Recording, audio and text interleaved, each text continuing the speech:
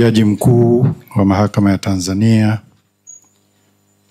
Mheshimiwa Imani Aboud, Kaimu Jaji Kiongozi, Mheshimiwa Jaji Dr. Juliana Masabo, Jaji Mfawidhi Dodoma, waheshimiwa majaji wote mliopo, viongozi wa taasisi, Mheshimiwa Gavana, natambua uwepo wako, na viongozi wa wadau wote Jamhuri ya Muungano wa Tanzania. Kwanza mimi nichukue nafasi hii kumshukuru Mheshimiwa Jaji Mkuu kwa kunialika katika kikao hiki muhimu sana kwa taifa letu.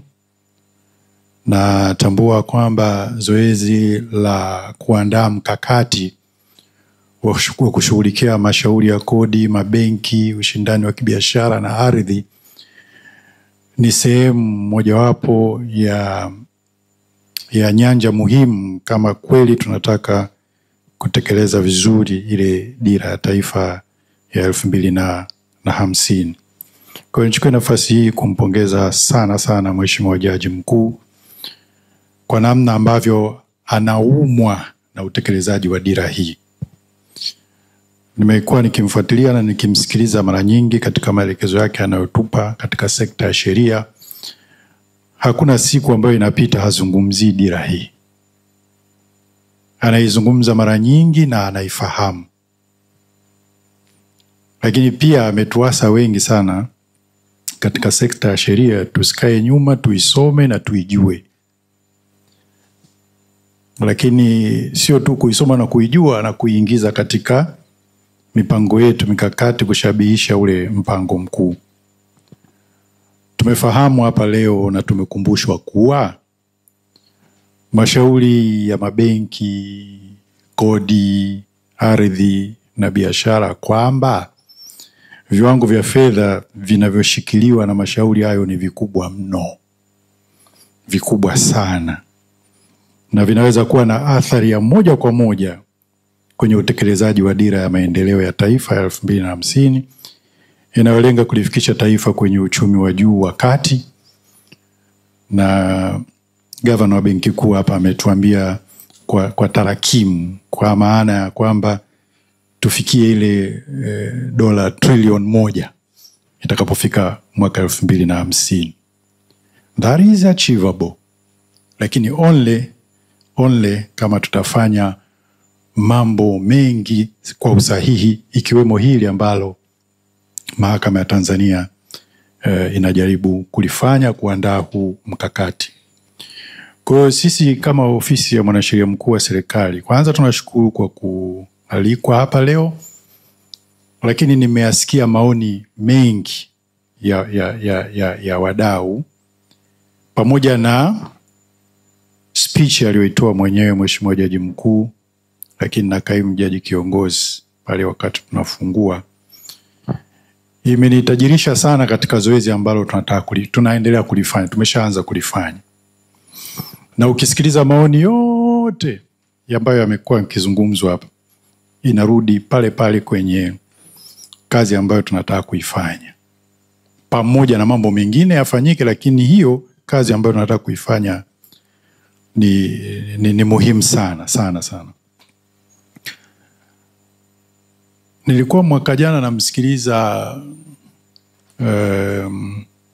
His Excellency Lord Richard Simon Hermer, mwanasheria mkuu wa England and Wales. Miezi michache baada ya kuteuliwa, aliteuliwa Julai. Almost tumeteuliwa muda unafanana Julai, mi August. Sasa wakawa wanamuuliza kwamba kumekuwa na hii trend ya commercial disputes zina increase, zina shoot. Yeye analionaje hilo na anafikiri nini cha kufanya? Majibu yake yalikuwa very simple, na nilishangaa kwa nini alijibu very simple, lakini baadaye nikaona ina make a lot of sense. And that was actually the fact in many jurisdiction. Kwamba yeye alisema I think and believe kwamba namna ambavyo tumeandika sheria zetu na ukuaji wa uchumi na soko havishabihiani. Some of them are outdated. Some of them do not really reflect the direction of the economy and the growth. So this is really what we want to do.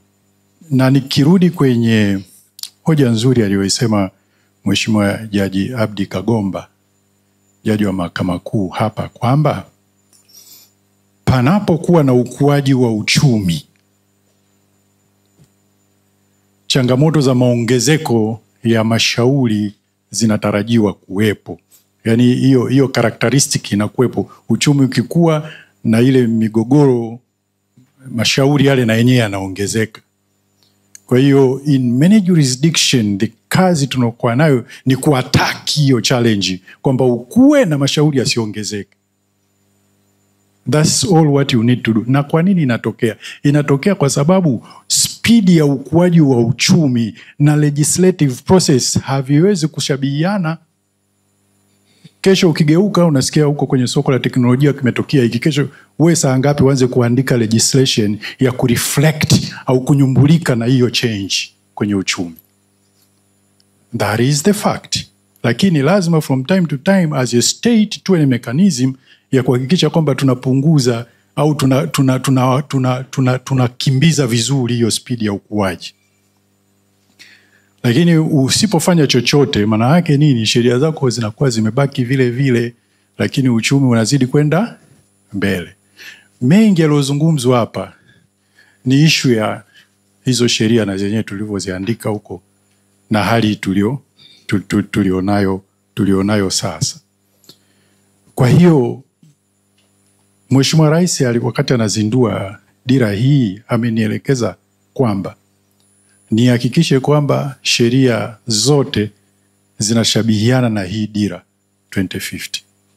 Vinginevyo hatufiki au tutachelewa kufika. Yani itafika 2050, Mheshimiwa Governor, hiyo trilioni 1 unaoisema wala itakuwa less,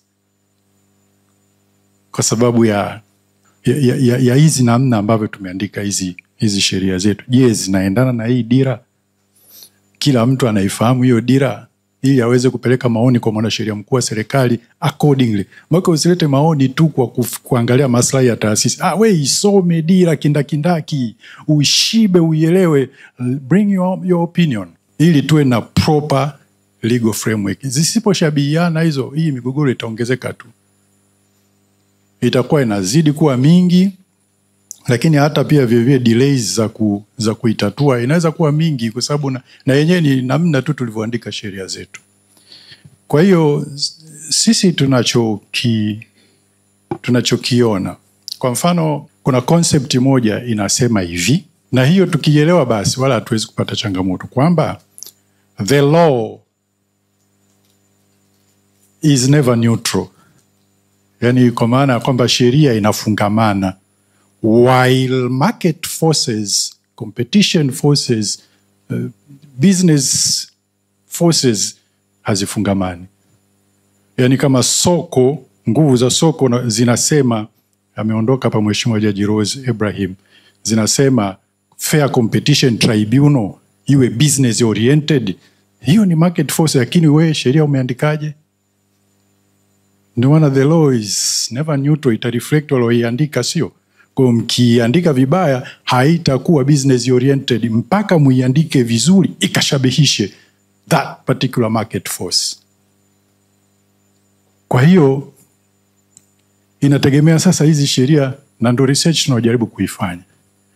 Mohammed bin Rashid Al Maktoum alipokuwa anaulizwa kuhusu success of Dubai, wanaambia ataje zile factors 3, yeye alikuwa anarudia hiyo moja tu, the law reform that we did in 1998. Second one, the law reform, the reforms that we did in our laws. Ya tatu, we linked our laws with the market forces and the direction of our economy. Ndio maana unaweza kukuta kuna mawhisky, kuna manini, si nchi ya Kiarabu tu kio legislate tofauti, kwa sababu the law inafungamana. Kwa hiyo sisi tunataka kuhakikisha kwamba Law Reform Commission yetu tukishirikiana na sisi tufanye hiyo kazi vizuri. Kwanza in some jurisdictions, hizo law reform commission kule wamejaa wachumi, wamejaa watu wa finance, lawyers they are very few, kwa sababu wale wachumi ndio wana inform hiyo sheria ikaandikweje. Kwa hiyo sisi tutakachojaribu kukifanya, tunaendelea na lile zoezi la kupitia zile sheria kama Mheshimiwa Rais alivyotuelekeza, tukahakikisha kwamba tunazishabihisha. Inawezekana wakati ule tunaingia kwenye market economy tulianza kutunga hizi sheria especially kwenye sekta ya biashara na uchumi, na hali tulionayo sasa hivi mazingira tofauti. Nyingi bado hazijabadilishwa, nyingi miaka 2003 2004 hapo zimetungwa sheria ya BOT, hizi regulatory laws zote yani zina shida, yani hazireflecti mwelekeo tulionao. Kwa hiyo tutafanya hii kazi. Kwa hiyo ushauri wetu sisi ulikuwa ni kwamba, kama mmemsikiliza Mheshimiwa Jaji Mkuu mara nyingi sana, na mimi nimpe taarifa tu kwamba huwa napenda kuingia kwenye zile speech zake na kusikiliza. Mara nyingi sana amezungumza umuhimu wa watu kuisoma ile dira vizuri, na amejikita sana kwenye ile pila ya uchumi imara, jumuishi na shirikishi, kwamba ili tuweze kurealize hiyo kila mtu akasome vizuri na ajue yeye majukumu yake ni yapi. Mimi nimeshaelewa majukumu yangu pamoja na mengine, lakini hili ni lazima nihakikishe kwamba tunalifanya vizuri. Lakini lenyewe hatuwezi kulifanya peke yetu sisi kama ofisi ya mwanasheria mkuu wa serikali bila kuwa informed na appropriate stakeholders. Watasema kuna hili. Kwa hiyo tukithink pamoja tutakwenda vizuri. Kwa hiyo Mheshimiwa Governor, kama ulivyosema, hata hilo ulilisema linaingia umumu kwenye hili kapu la kuangalia hizo sheria, kuondoa duplication of mandate, lakini na proper alignment ya direction of the economy tulichokiandika kwenye dira na sheria zetu. Kwa sababu kama unataka kwenda Kigoma, basi ni muhimu sana njia au barabara ya kwenda huko Kigoma iwepo, lakini sio tu iwepo, na iwe nzuri. Inaweza ikawepo akisio nzuri. Kwa hiyo mimi ushauri wangu mkubwa, Mheshimiwa Jaji Mkuu, tuwaombe wadau wote ambao wametoa maoni hapa watuletee maoni yao, lakini baada ya kuwa mmeisoma dira, kwa sababu tendency mara nyingi maoni yanaletwa kwa utashi wa ile taasisi. Na mimi nimeshuhudia many time taasisi fulani ya umma kwa sababu wao ndo wanaanzisha ile legislative process, basi watatunga hiyo zero draft ya hiyo sheria, waitie kwa pani, waende nayo mpaka kwenye responsible ministry, wa lobby iende hivyo isibadilishwe mpaka kwenye cabinet, mpaka inakuja kuibuka sheria ambayo imereflect hiyo taasisi na maslahi yao, not necessarily mataifa of this nation, maslahi ya nchi. Kwa hiyo tukaisome dira vizuri, tuielewe, pamoja na mambo mengi ambayo Mheshimiwa CJ ameyasema hapa asubuhi, na huu mkakati tulionao ambao unajaribu kuandaliwa, kwa sababu huu utaandaliwa na utakuwa imara kama maoni yote ya stakeholders yatakaa vizuri. Basi mtuletee sisi kwa upande wetu ofisi ya mwanasheria mkuu wa serikali kwenye, pamoja na mambo mengine, lakini kwenye zoezi la kuhakikisha tunashabihisha sheria tuweze kulifanya vizuri. Baada ya kusema hayo, Mheshimiwa Mwenyekiti, naomba unisamehe labda nimevuka dakika 5, naomba kuwasilisha.